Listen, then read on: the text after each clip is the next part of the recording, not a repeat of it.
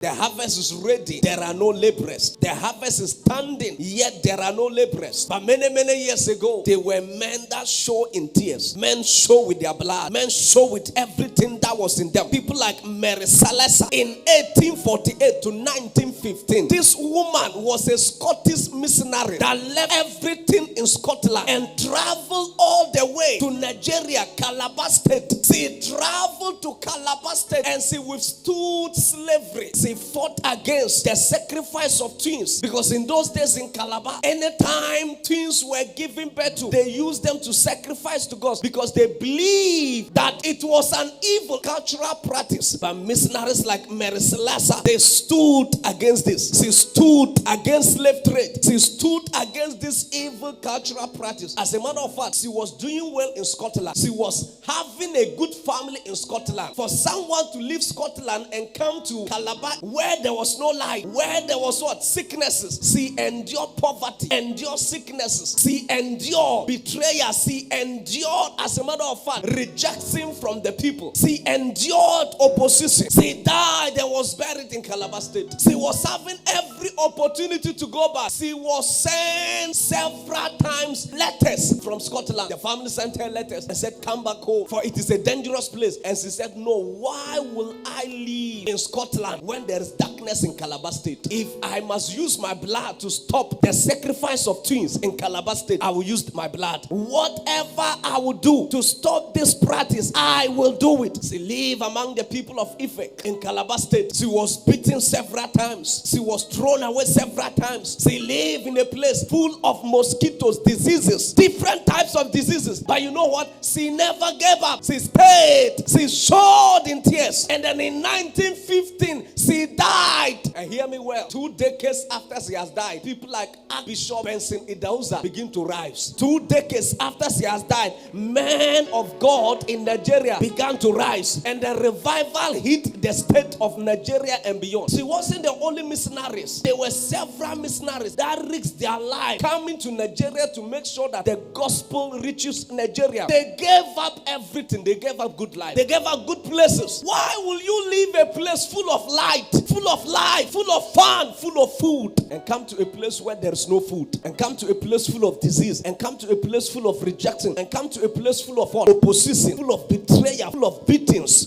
several times, yet never give up? You know why? They show in tears. They believe that the gospel must be preached in Africa. They believe it, and come to a place where they have no access to transportation. They have to walk from one place to another place just to preach the gospel. But myself and you, we are living in a season where it is easy to preach the gospel, yet how to even invite somebody to church is a problem. You know, pastor will preach, pastor will talk, many people will talk, you know the truth yourself, yet it is difficult to preach the gospel. It is difficult to invite somebody. That is why in judgment day, as a matter of fact, God, in fact, will be full of surprises, because the people that look like they are doing the job are not actually those who did the work. The people that showed in tears, the people that buried their children, look like nobody knows them, because you like this, you've never heard of people like Mary Slessor, but you have heard of people like Archbishop Benson Idahosa. You have heard of people like Bishop David Rauf. You have heard of people like Pastor Chris Oyaklomi. These are reapers, but they were sowers. Before they were born, men were buried with their children for the purposes of the gospel. How can you leave your family? No letter. They gave up on you. And you say, you know what? We have to give up on these people.